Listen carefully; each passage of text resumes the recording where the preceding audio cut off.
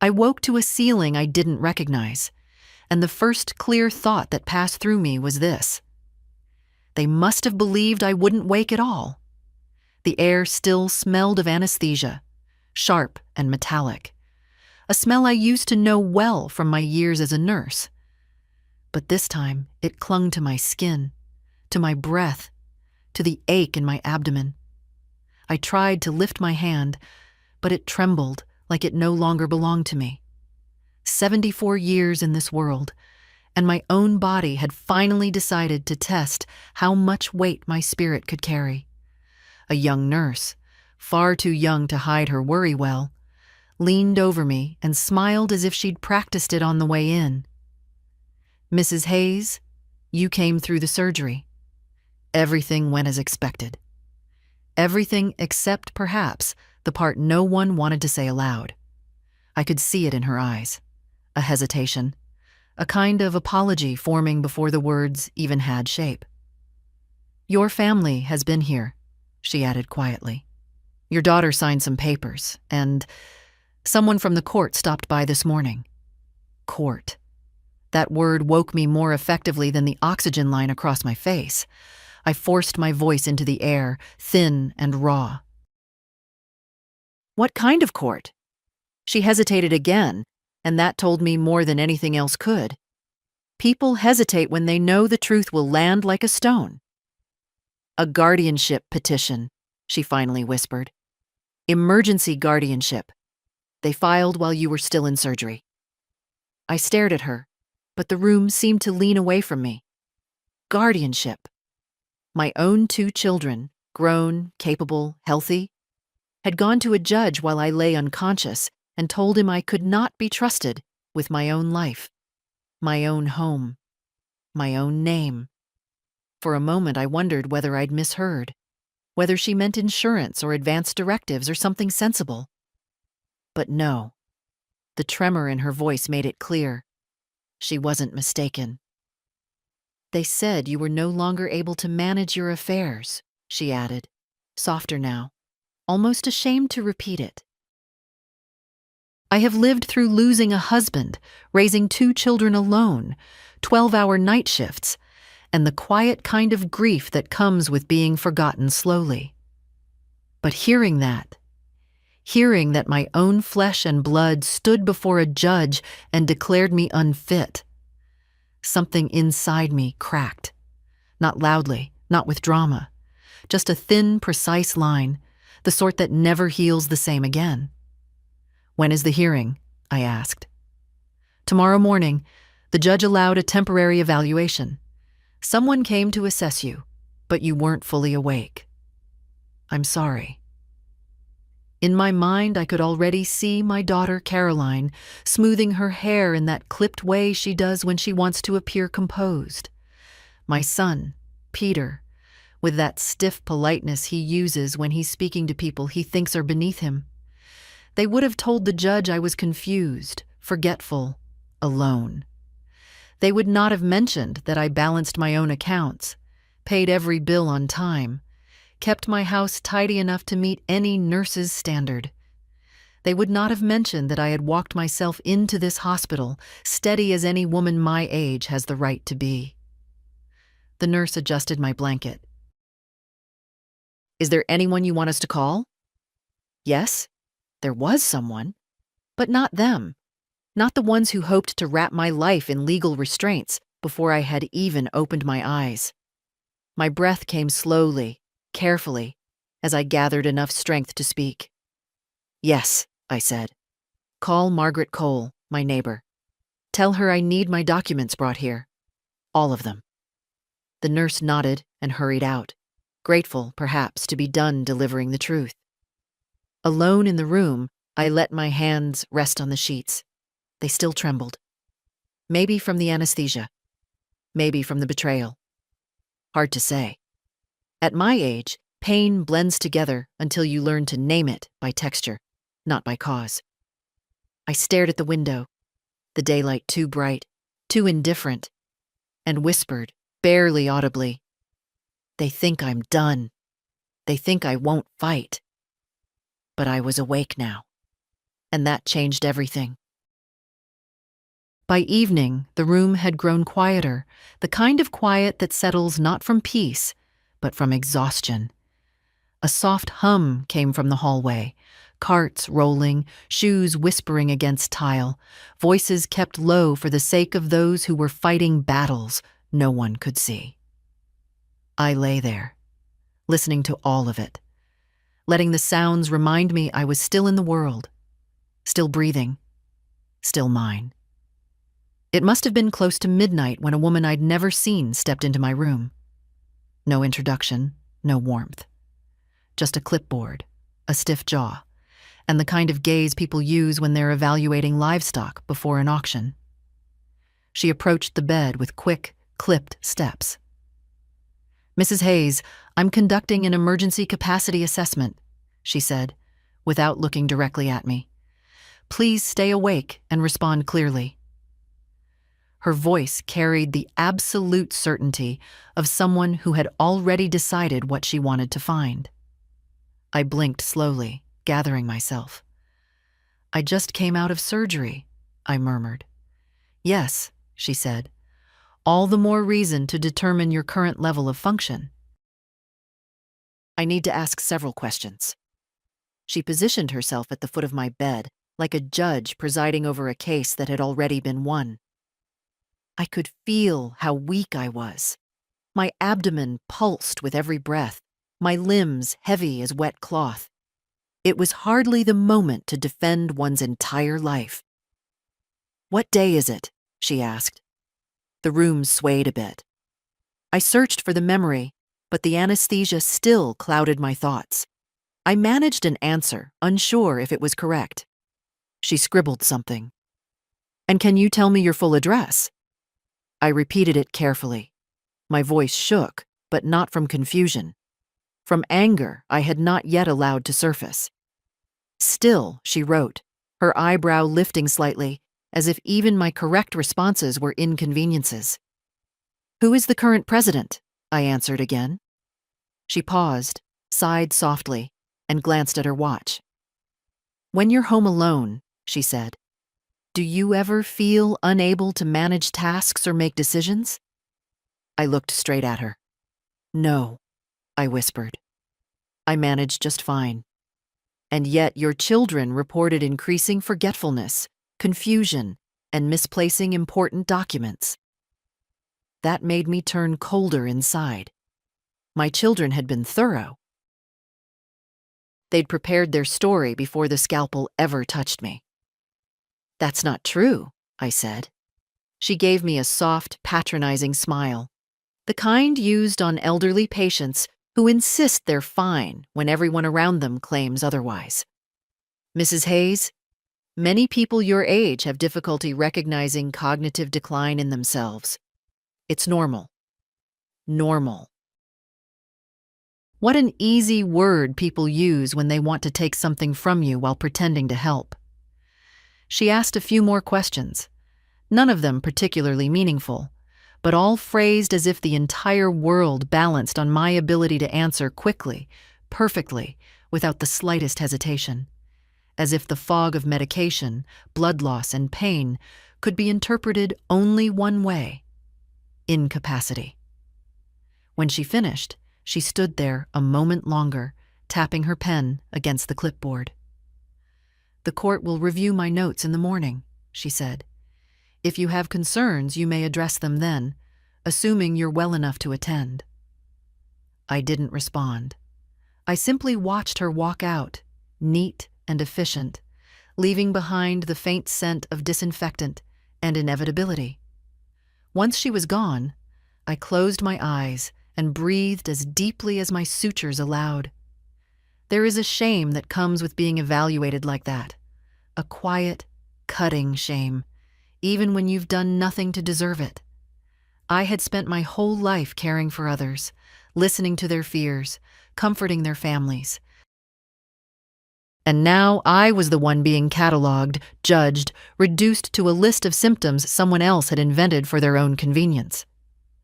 A faint knock touched the door. A man in scrubs peeked in. "Just checking on you, Mrs. Hayes. Need anything?" "Water," I whispered. My throat felt made of gravel. He brought it quickly, adjusting my pillows with a gentleness that nearly undid me. When he finished, he gave me a nod that felt honest, human. They shouldn't do these assessments right after anesthesia, he said quietly, almost to himself. It's not right. He left before I could thank him. The room settled again into its dim glow.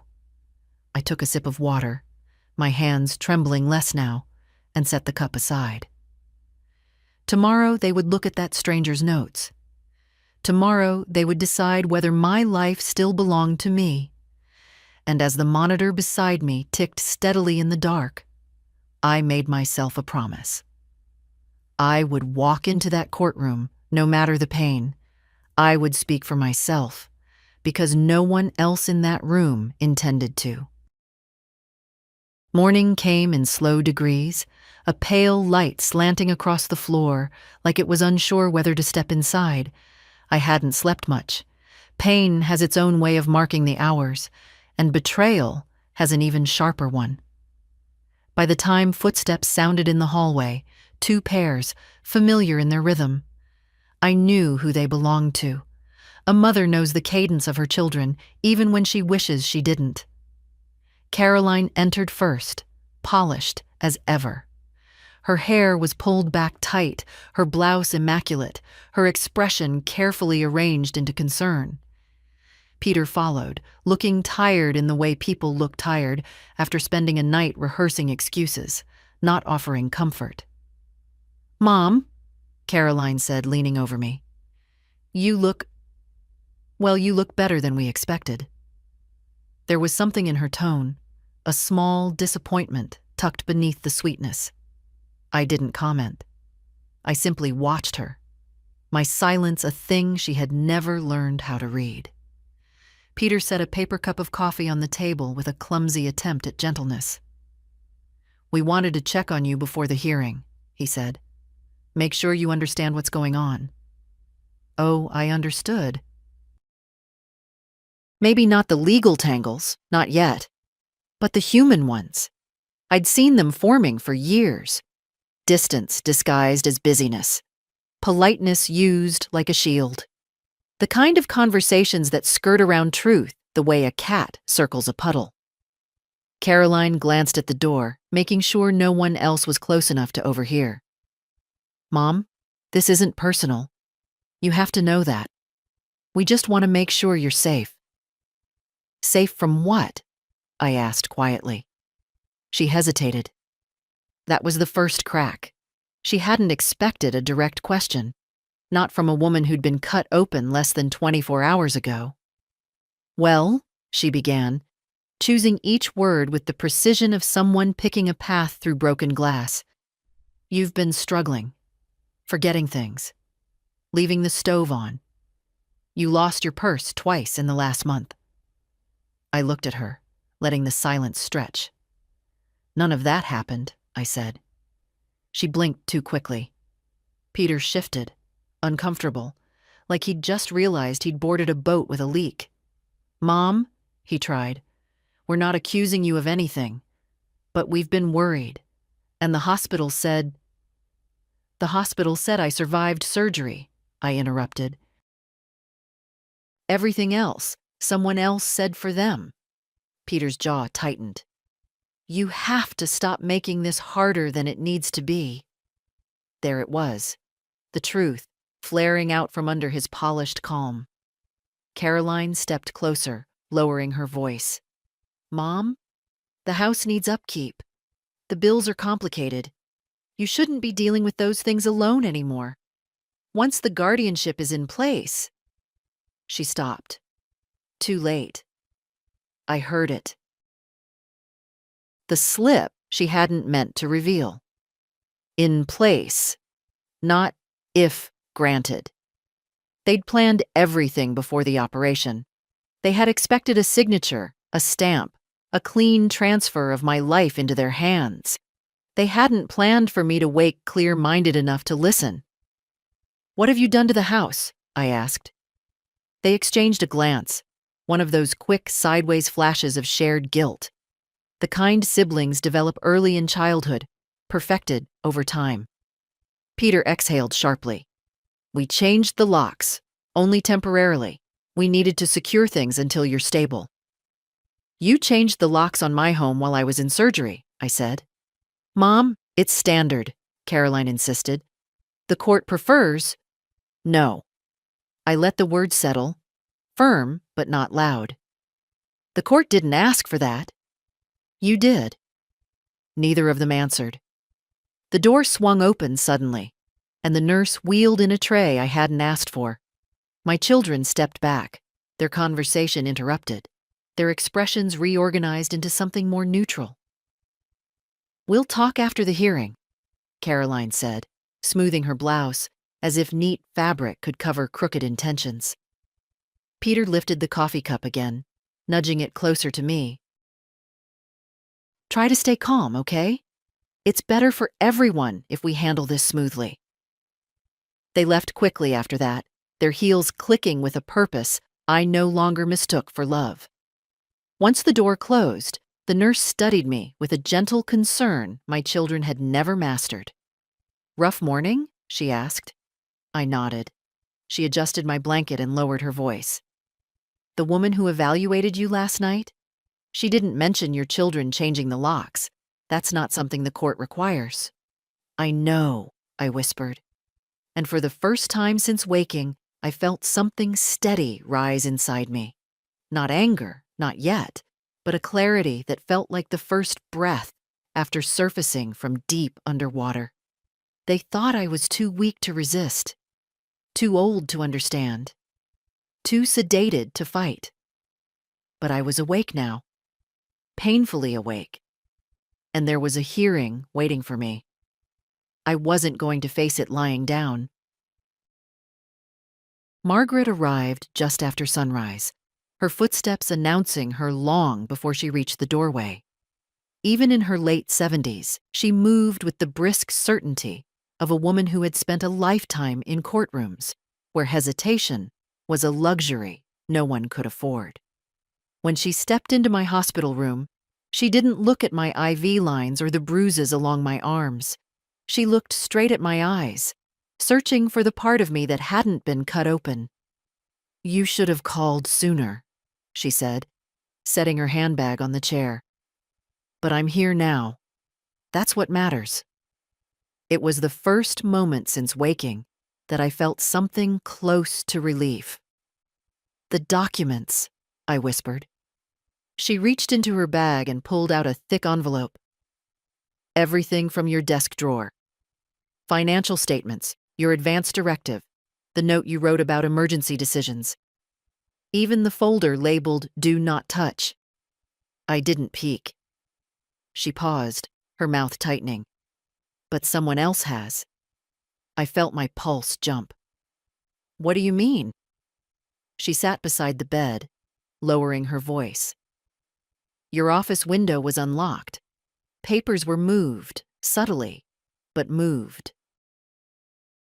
I've organized too many files in my life not to notice when someone's made a mess and tried to hide it. I didn't need to guess who.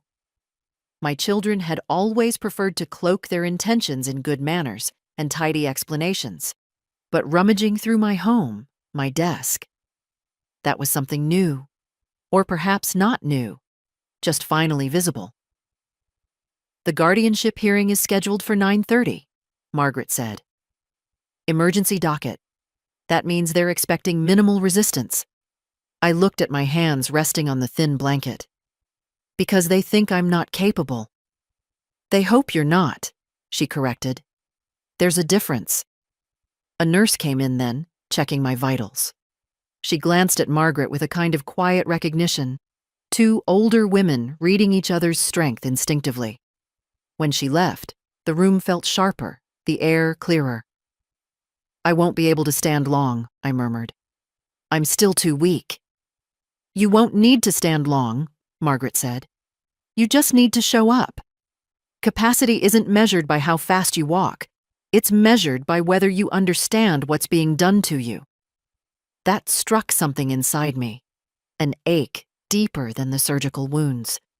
I understood perfectly. Margaret unfolded the advance directive and placed it on my lap. Do you remember signing this? Of course I remember, I said. It was only a few weeks ago. Good. Because this, she tapped the page gently, might be the thread that unravels everything your children have done.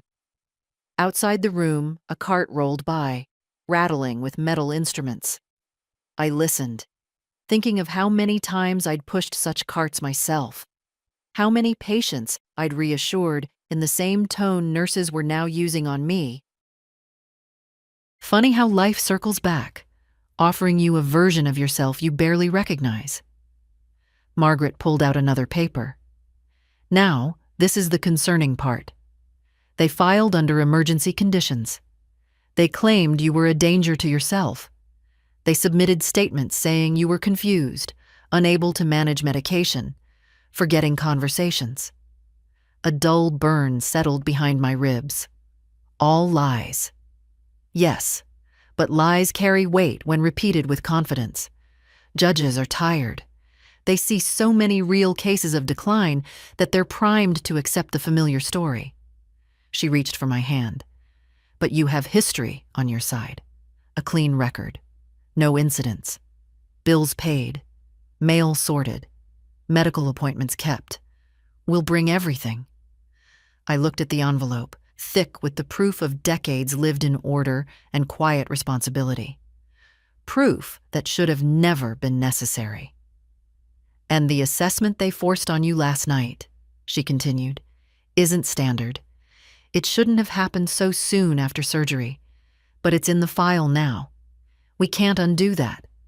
We can only counter it. What do we do? I asked. Margaret stood. First, you're getting transported to the courthouse. I already requested it. They'll bring a wheelchair.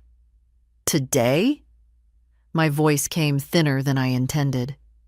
Yes, she said. Because if you don't attend, the judge may grant temporary guardianship by default. Your children are counting on that. I let her words settle. They didn't surprise me anymore, but they landed with the weight of truth, finally acknowledged. A soft knock interrupted us. The young nurse from earlier peeked in. Mrs. Hayes, transport is being arranged. They'll be here in about 20 minutes. Margaret thanked her and began sorting the documents with practiced efficiency. Watching her, I felt something steady working its way back into my lungs. Resolve, maybe. Or the memory of who I used to be before my children decided to rewrite me. You're not going to lose your life today, Margaret said without looking up. Not if I have anything to say about it. I nodded, letting her voice anchor me. Far down the hallway, I heard the squeak of wheels approaching, the chair that would carry me into that courtroom. I wasn't ready, but I was going anyway. The courthouse smelled of old paper and cold air, the kind that seeps into your bones if you sit still too long. They wheeled me into a small waiting area outside the hearing room, and for a moment I felt like a misplaced package, labeled, assessed, and left in a corner until someone decided what to do with me. Margaret stood beside me, arms crossed, jaw set with that quiet fury only older women know how to wield without raising their voice. Through the glass panel in the door, I could see my children already inside. Caroline was smoothing her skirt, her expression tight. Peter was speaking to a clerk, gesturing with the confidence of a man who believes the world bends naturally toward him. They didn't look worried. They looked prepared. When the bailiff finally opened the door, the room fell into that heavy hush that comes when law and family collide. Margaret wheeled me forward and positioned me at the table opposite my children. I watched their faces shift, just slightly, when they realized I was awake, present, and very much aware. The judge, a gray-haired man with tired eyes, scanned the file before him. Mrs. Hayes, he said, we're here to determine whether emergency guardianship is necessary for your protection. Your children have expressed concern about your ability to manage your daily affairs. He said it gently, but the words carried the weight of a hammer. Caroline folded her hands dramatically. Your Honor, we love our mother deeply, but her condition has been declining. She forgets appointments, misplaces medications. I do not, I said quietly. Peter cut in, voice strained. She left the stove on last month. The neighbors saw smoke. That never happened, I replied. The judge raised a hand. Let each party speak in turn. Margaret leaned down and whispered, let them dig their own hole. I nodded. My children continued, listing moments manufactured to sound like evidence. Missed phone calls became confusion. Asking for help moving a heavy box was transformed into physical instability. Their script was polished, complete, almost elegant in its deception. I listened without interrupting. Sometimes silence is the sharpest blade. When they finally stopped, the judge turned to the evaluator's notes, the ones written while anesthesia still clung to my brain like fog. His brow furrowed as he read, but he said nothing. Not yet. Mrs. Hayes, he said at last, do you wish to make a statement? I lifted my chin just a little. Yes, Your Honor. I understand my finances. I manage my home. I do not forget my medications. I do not wander or confuse names or lose myself in my own neighborhood. What I am recovering from, I touched my abdomen, is surgery, not incompetence. My voice was thin, but steady. He listened. Margaret slid forward the documents she had gathered. Bank statements in perfect order, utility bills paid on time, lists of appointments attended, proof of a functional, structured life. The judge took his time reviewing them. Caroline shifted, fingers tightening around her purse strap. Peter cleared his throat too loudly, earning a glance from the bailiff. Then the judge spoke again, more slowly now. There is a discrepancy here. The petition suggests long-term decline, yet these records show consistent management. Caroline leaned forward quickly. Because she hides it, Your Honor, Mom has always been proud. A small sadness moved through me at that. Proud? Perhaps, but not foolish. The judge sighed, pinching the bridge of his nose. We will continue momentarily, he said. I need to review one more document. He reached into the file, but not the one my children had supplied. The one Margaret had placed on top, my advance directive. His face changed, subtly but unmistakably, a flicker of something like surprise. He looked up. Mrs. Hayes, you signed this recently? Yes, I said. And though no one else understood what that meant yet, I could feel the shift in the room, the first crack forming in their perfectly built case. The judge wasn't ready to question them, not yet. But the question was coming. The judge adjusted his glasses, holding my advance directive as if it were a stone he hadn't expected to find in his pocket. My children leaned forward at the same time, their confidence faltering for the first time since this process began. They hadn't anticipated that document. They hadn't even known it existed. This was signed 3 weeks prior to surgery, the judge murmured, reading more closely. It names an agent for medical and legal decisions in the event of incapacity. Caroline forced a smile that didn't reach her eyes. Yes, Your Honor, that's why we're here. We're her children, naturally. No, the judge said, raising a hand. It does not name either of you. The room changed temperature, not literally, but in the way a storm makes the air shift before the first drop falls. Peter blinked. I'm sorry? Who else would she? But the judge had already read the name aloud. Margaret Cole. My daughter's face went pale in a way no makeup could disguise. My son sat back, shoulders rigid. They didn't look at Margaret. They didn't dare. They looked only at me, as if seeing someone they'd miscalculated, someone who had slipped out of the cage they were so certain they'd built.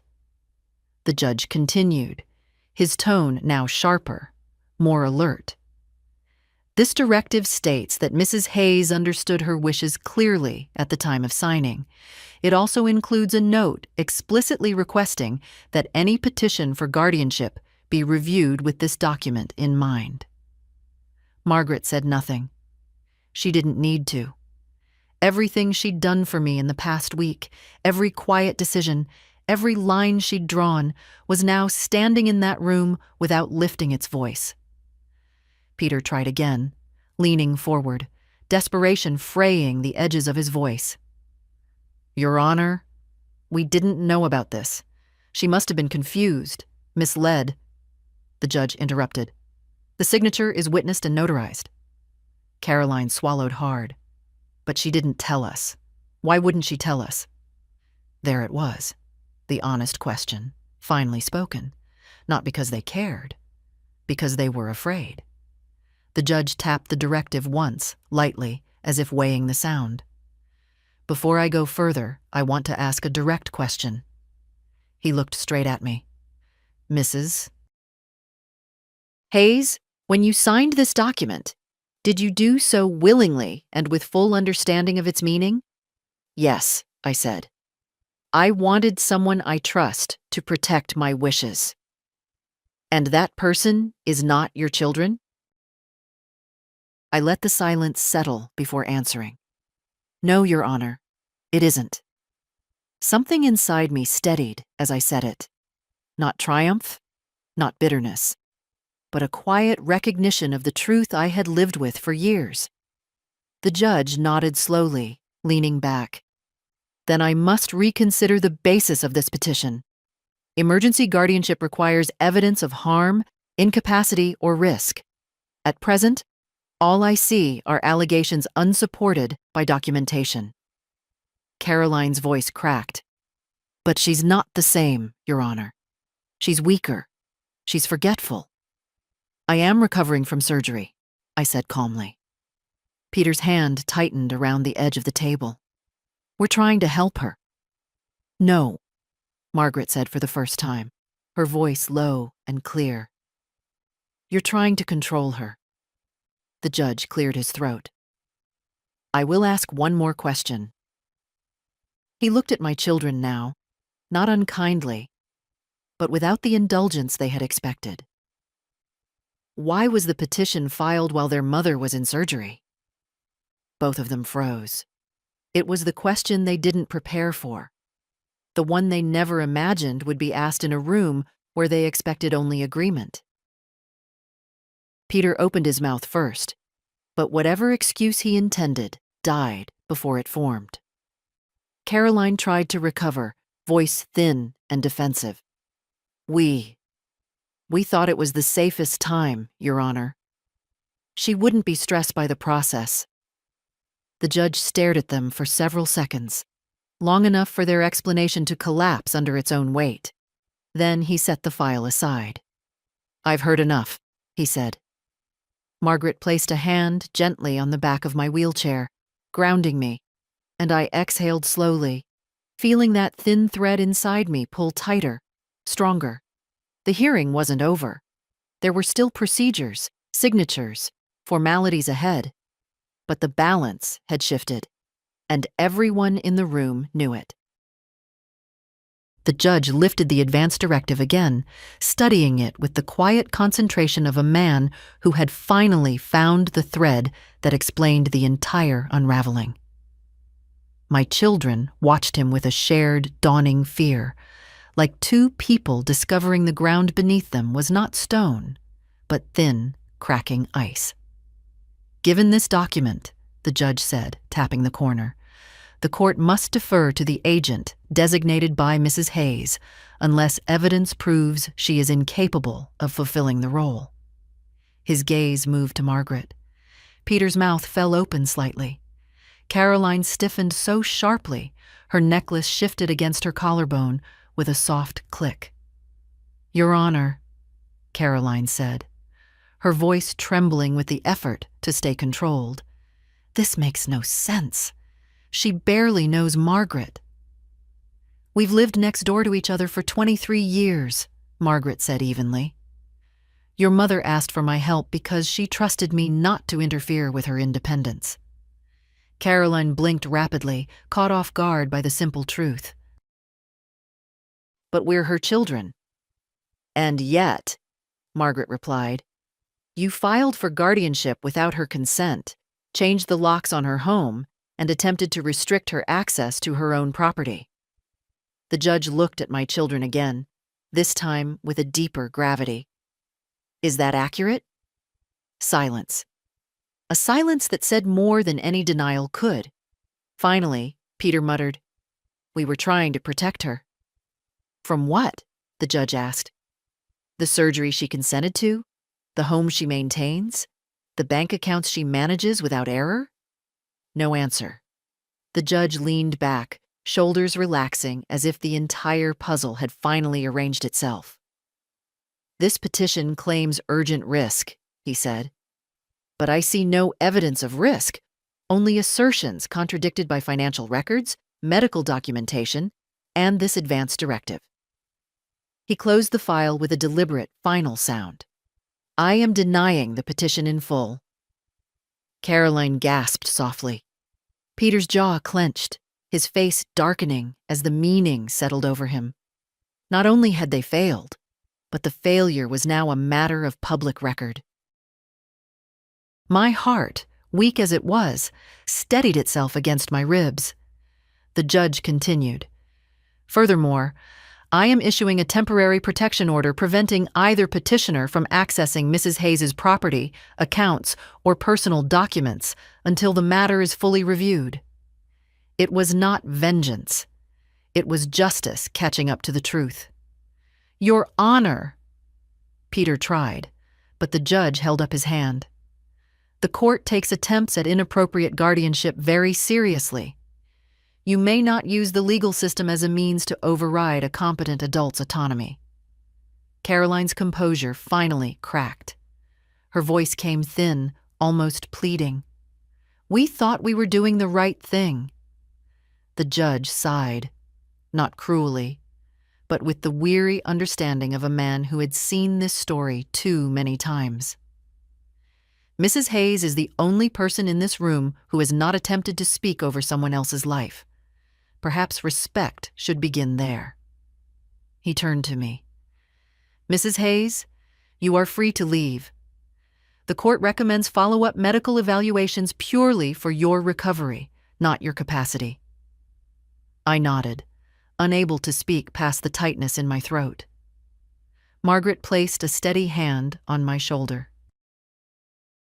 With her touch, something inside me eased, a quiet, trembling relief I hadn't let myself feel until now. Across the table, my children watched us. Their faces reflected a strange mixture: anger, disbelief, and something that looked very much like shame. The bailiff approached to escort them out for additional instructions. They didn't meet my eyes, not because they didn't want to, but because they finally understood I had seen through them completely. The judge gathered his papers, preparing for the next case. "Court is adjourned." The sound of his gavel was not loud, but it was enough. Margaret began to wheel me toward the exit.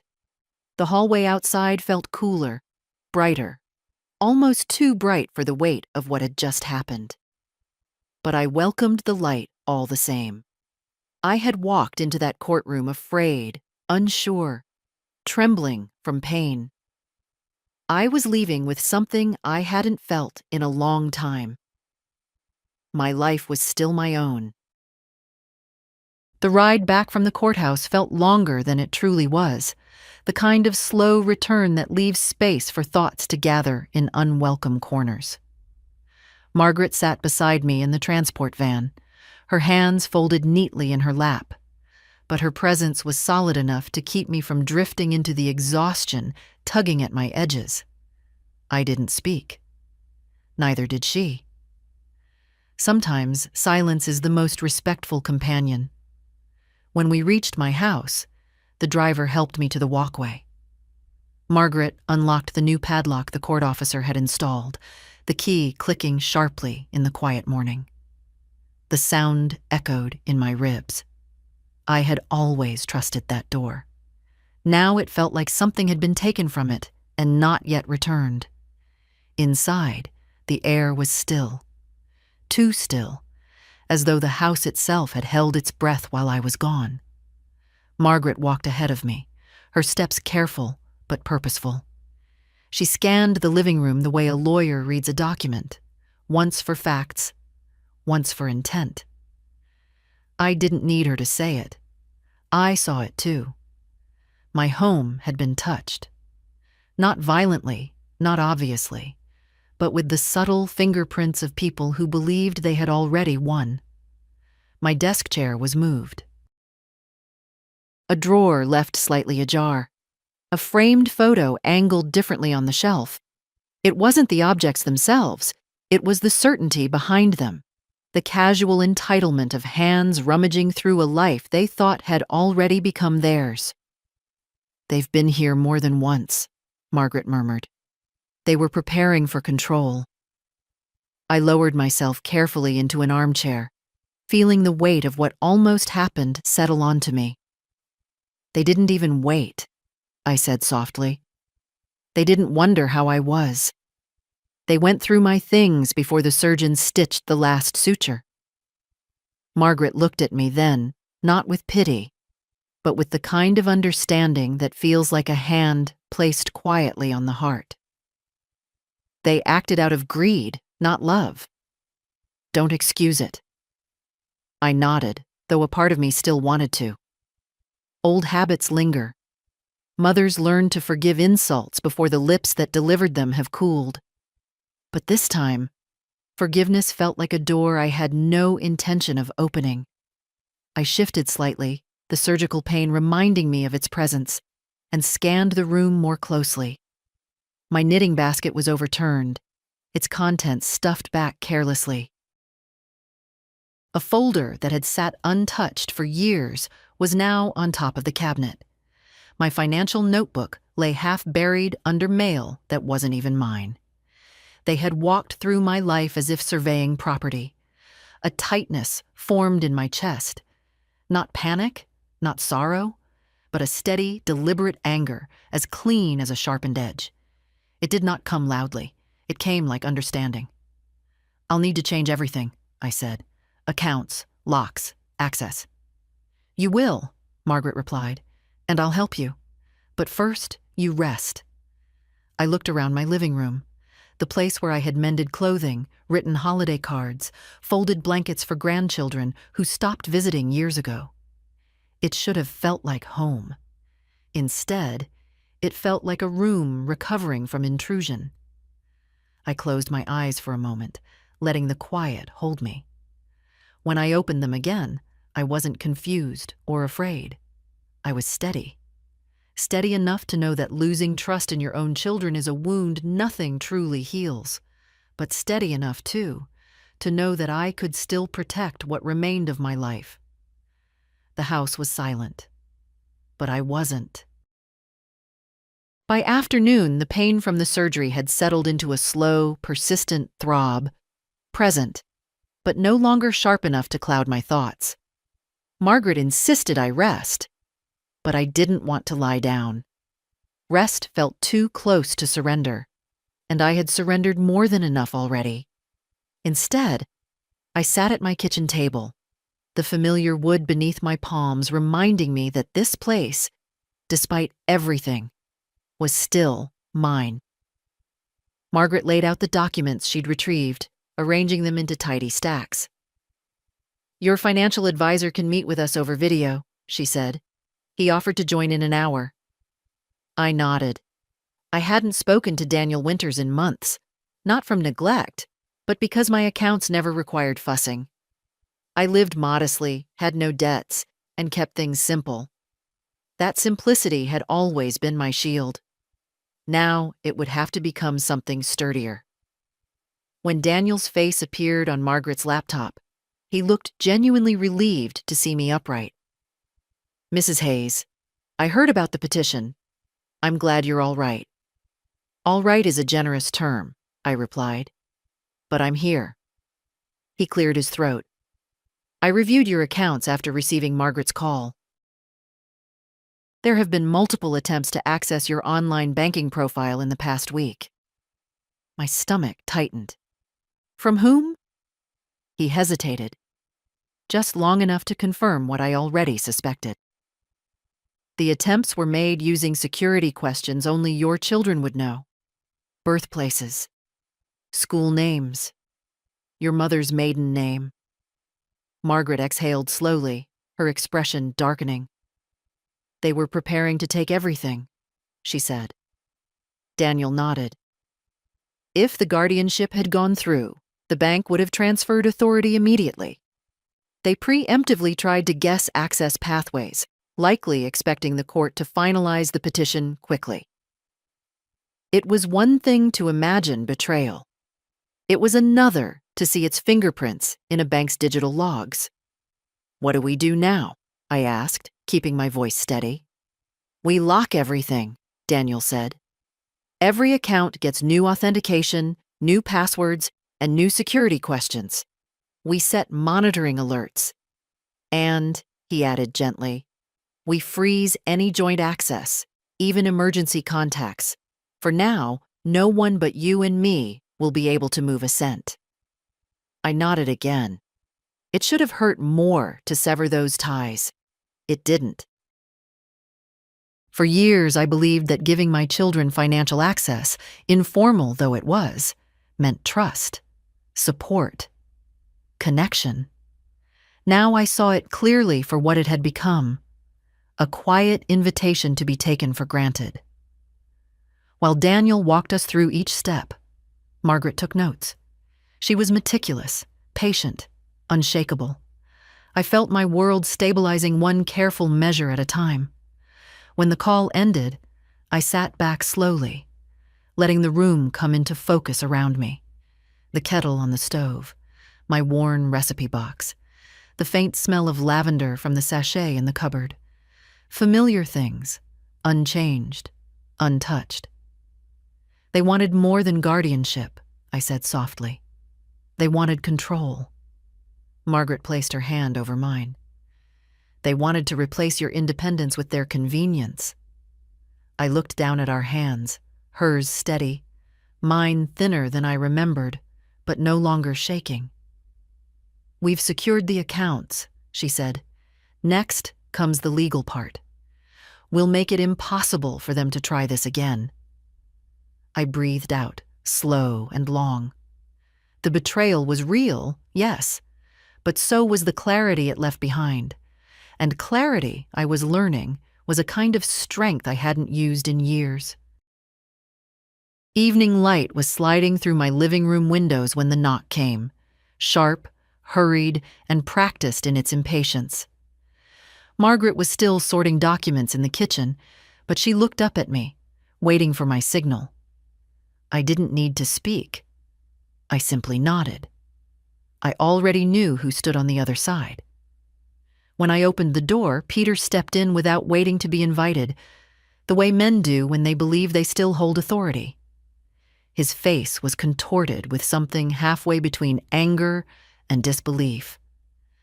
I recognized that expression well. People wear it when the world refuses to behave the way they'd scripted it. "Mom," he said, shutting the door behind him. "What happened today was unnecessary. You embarrassed us in front of a judge." I let his words hang there, stale and heavy. "I didn't embarrass anyone," I replied. "I told the truth." He paced the room, his agitation building with each step. "You made us look like villains. Do you understand how serious this is? The judge filed protective orders. I can't even check on the house. I can't access anything." "Good," I said. He froze, turning toward me slowly. "Good? That's your response?" "Yes." He stared at me like he was trying to reconcile the mother he remembered, soft-spoken, accommodating, with the woman standing before him now, a woman he no longer recognized. He rubbed the back of his neck, a gesture he'd had since childhood, though age had turned it into something sharper. "You're being manipulated," he said finally, "by Margaret. She's putting ideas in your head." "I asked for her help," I replied. "You filed for guardianship without speaking to me. Without warning, I would be stripped of control over my own life." He waved this away with a short, irritated gesture. It wasn't about control. It was entirely about control. He inhaled sharply, preparing to speak, but for the first time in a long while, I didn't wait for him to finish the sentence. I stepped in first. "When," I asked, "was the last time you visited without wanting something? When did you knock on this door just to see if I was well? When did you offer help instead of asking for it?" His jaw tightened. "This isn't about the past." "It is exactly about the past," I said, "because that is what guardianship would have rewritten. The past, the present, and the rest of my life." He shifted uncomfortably. "We thought you were declining." "You didn't think," I said. "You assumed, because it was convenient." His face reddened, frustration flickering behind his eyes. "Mom, we're trying to keep things manageable. You're alone. You're aging. And you are my son," I replied softly, "not my keeper." For a moment, the room felt suspended, like even the air had paused to see what he would do next. But he had already exhausted all his arguments. What was left now was the truth he didn't want to look at. He lowered himself into a chair and put his head in his hands. "We can't afford the bills without your help," he said quietly, as though confession might soften the edges of deceit. Ah, there it was. The real reason, finally spoken aloud. "Then you'll have to learn," I said.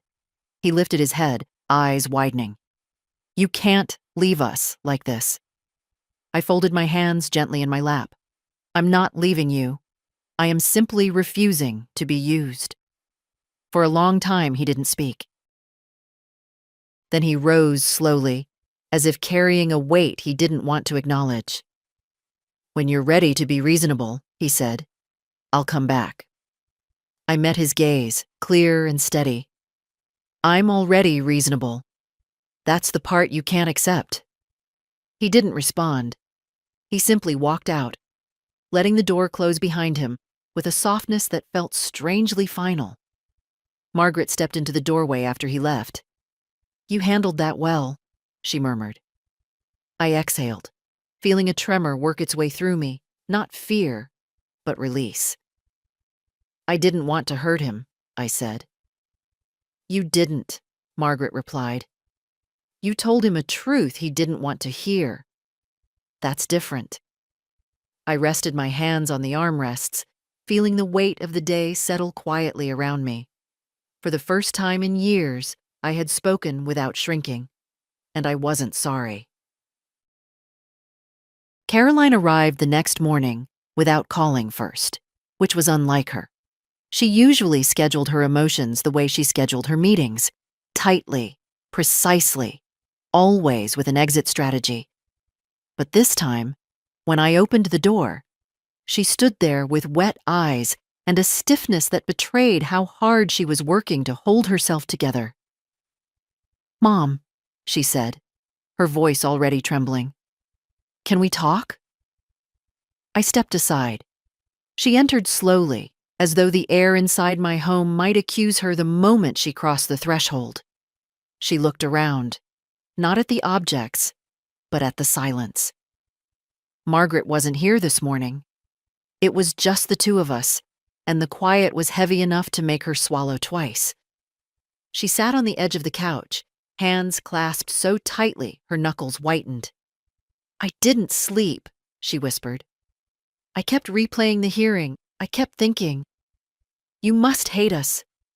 "I don't hate you," I said gently, "but I'm not blind." She winced, as if the softness hurt more than anger would have. We thought we were doing the right thing. Peter pushed for it more than I did, but I agreed. I didn't stop him. That's the part I can't defend.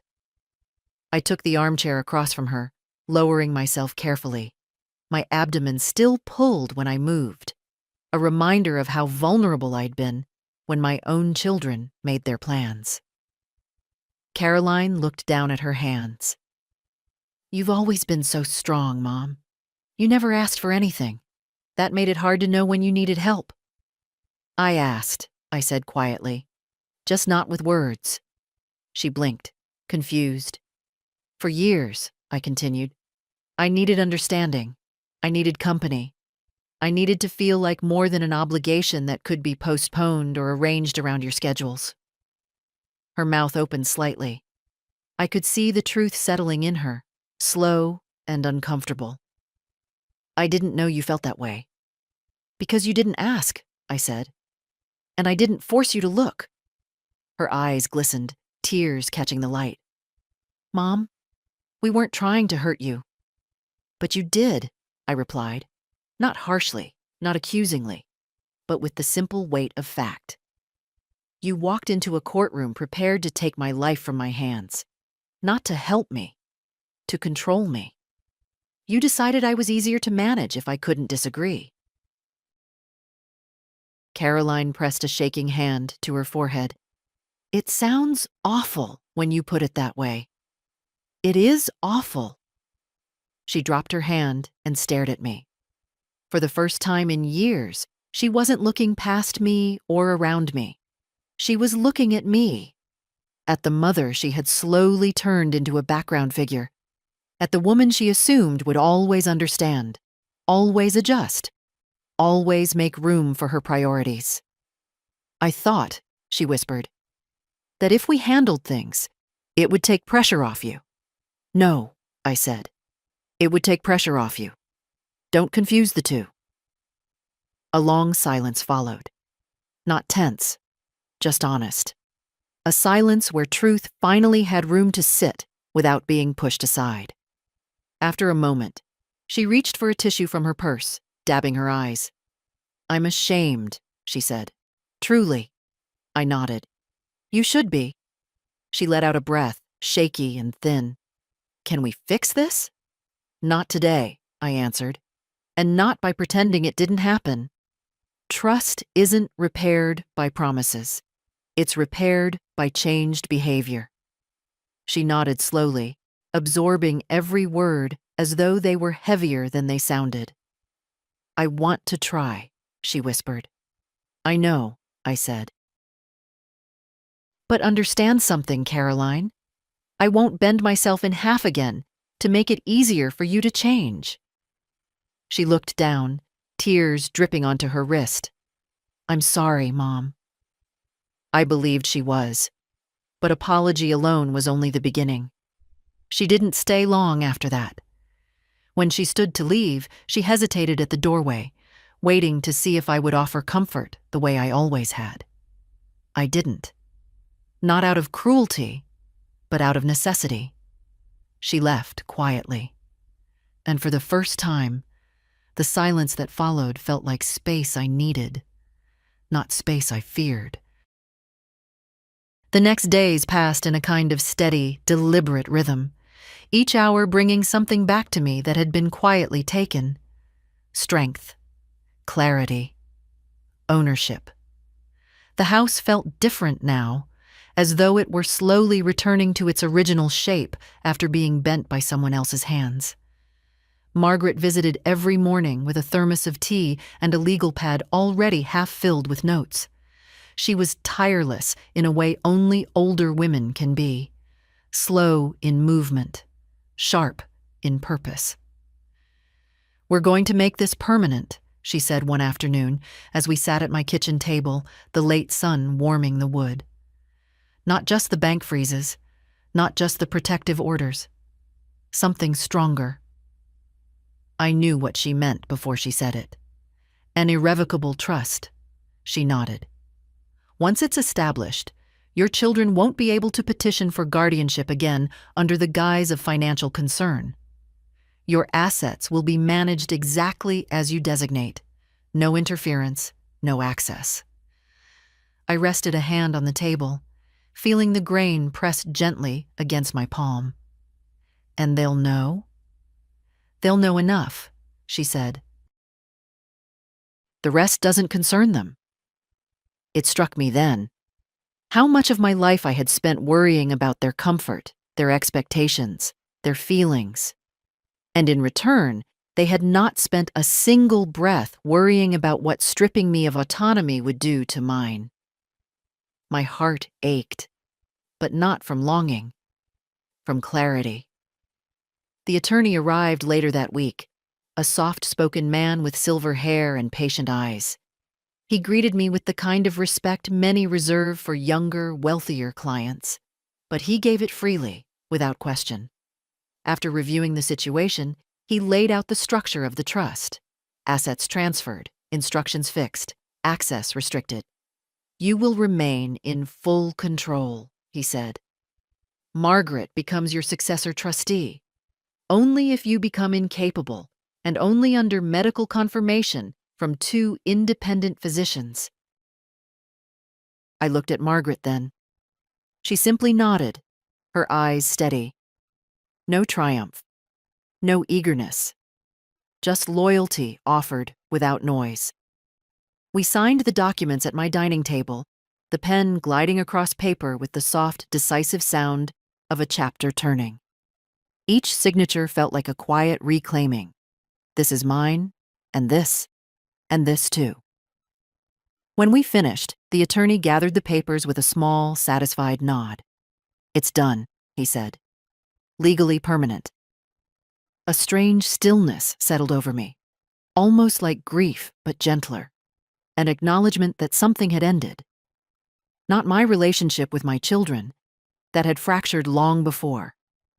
What ended was the illusion that they would protect me simply because I had once protected them. After the attorney left, I remained at the table for a long moment. Margaret busied herself in the kitchen, rinsing cups that didn't need rinsing. I watched her hands, steady, capable, familiar. You've saved me, I said quietly. She turned, drying her hands on a dish towel. No, you saved yourself. I only pointed to the path. I shook my head.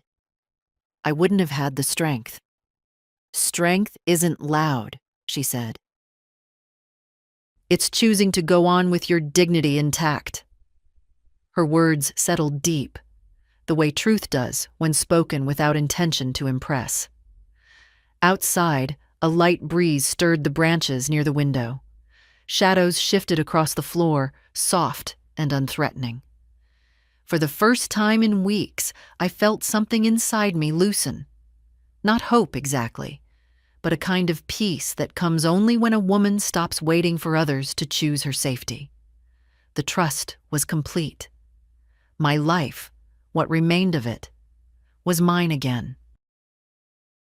The letter from the courthouse arrived 3 days later, slipped neatly through the mail slot as if it were an ordinary piece of correspondence, nothing more than a catalog or a bill. But I knew its weight the moment I saw the seal. I carried it to the kitchen table, that old wooden witness to so much of my life, and sat down carefully, the familiar ache in my abdomen reminding me that healing, physical or otherwise, never happens in a straight line. Margaret was due to visit in an hour, but I didn't wait for her.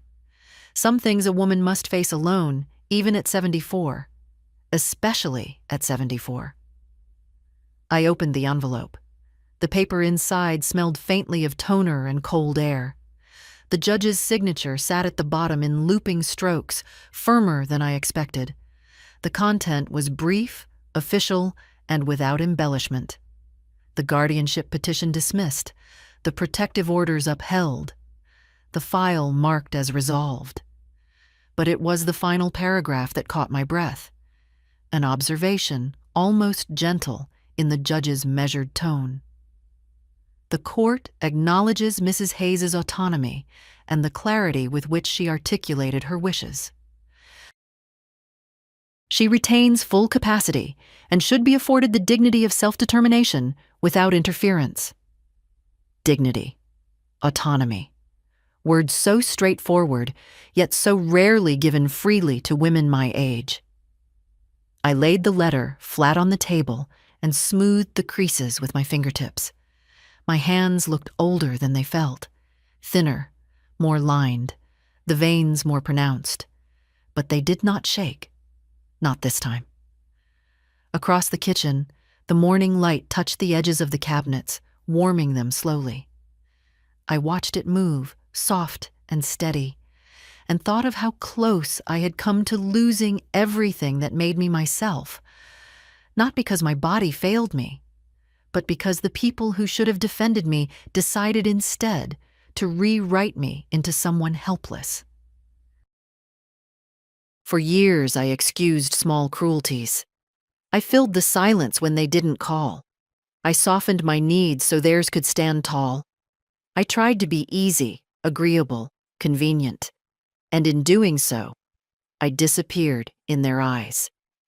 The letter lay open in front of me like a mirror, not reflecting my children's failures, but my own fear of seeing the truth earlier. That is the quiet heartbreak of motherhood. You forgive them until the ground beneath you has worn thin. A sudden breeze pushed through the small gap in the kitchen window, rustling the paper. I reached out and held it down, not out of fear it would fly away, but because the gesture felt symbolic, steadying something that finally belonged to me again. When Margaret arrived, I didn't hand her the letter. I simply gestured to it, letting her read in silence. She nodded slowly, her expression thoughtful but unsurprised. "Well," she said after a moment, "that's closure." "It is," I agreed, "but it's also a beginning." She sat across from me. "How do you feel?"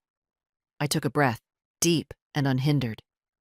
"Light," I said, but not in the way of relief.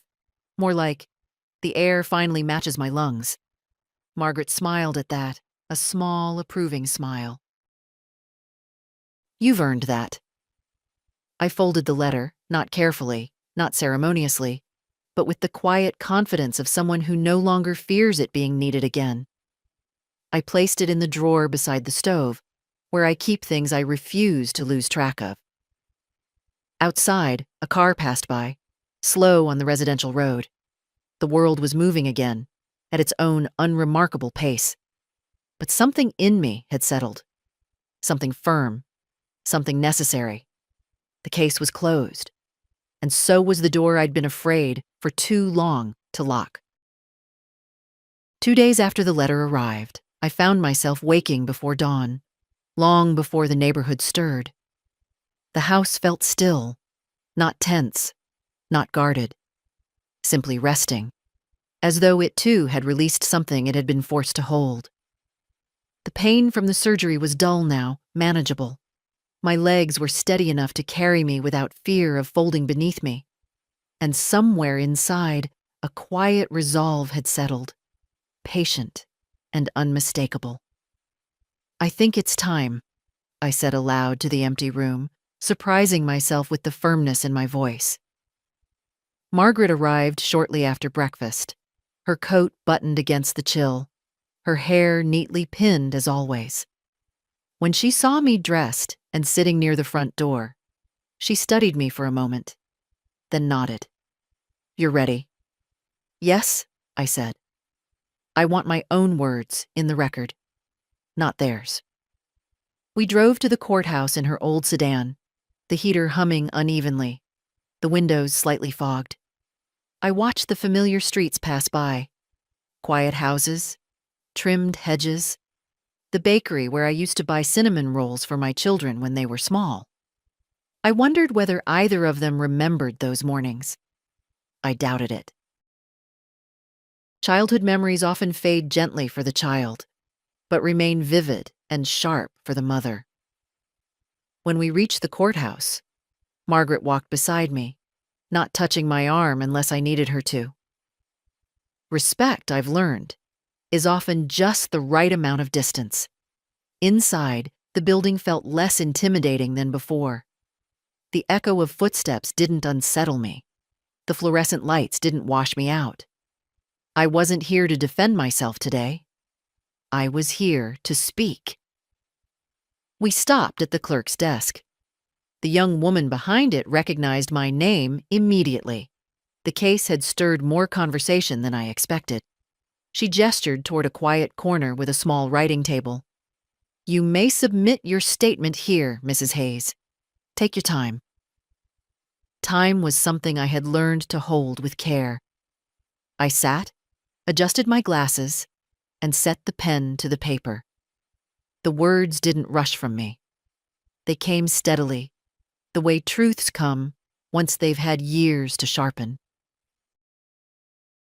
I wrote about the petition, about the lies, about waking from surgery to find my life rewritten by people who shared my blood but not my regard. I wrote about the dignity taken, the dignity reclaimed, but I also wrote about something else, something quieter. The years of small dismissals. The erosion that happens so slowly a woman barely notices it until the ground gives way. I didn't accuse them of evil. They weren't villains. They were careless, self-centered, thoughtless in the way adult children can become when they assume their mother will always be the softer side of the world. I wrote until my hand began to ache, and then I wrote a little more, not from anger, but from the deep, steady intention of being understood. When I finished, Margaret read the pages silently, then folded them neatly and handed them to the clerk. "These will be added to the permanent record," the clerk said gently. Permanent. The word settled over me like a final seal. When we exited the building, the sky was brighter than when we'd arrived. Warmer, even. We walked slowly down the steps. I felt each one in my knees, but none of them defeated me. Margaret glanced at me as we reached the car. "How do you feel now that it's done?" I considered the question, letting the air fill my lungs before answering. "Clear," I said, "like my voice finally lives in the same world as my life." She smiled, not wide, not dramatic, just enough to let me know she understood. We drove home in comfortable quiet, and for the first time, the courthouse behind me didn't feel like a place of judgment. It felt like a place where I had reclaimed myself. The morning after I filed my statement, the house felt different. Not triumphant, not victorious, just quietly aligned with itself again. Like a picture that had hung crooked for years and had finally been set straight. I walked from room to room without rushing, letting my fingertips brush familiar surfaces. The mantel, the back of the sofa, the wooden frame of the old mirror in the hallway. Nothing had changed outwardly, but I had.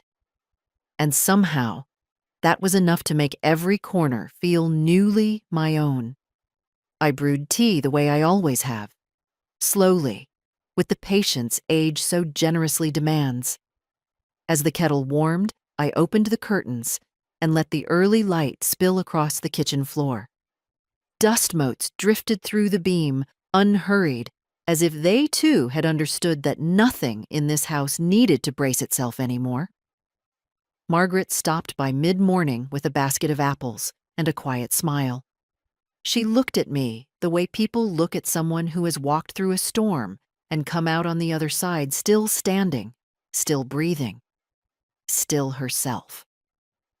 "You look rested," she said. "Rest comes easier when no one is trying to take your life from your hands," I replied. We sat for a while, not talking much. She read the newspaper. I sliced apples for a small tart.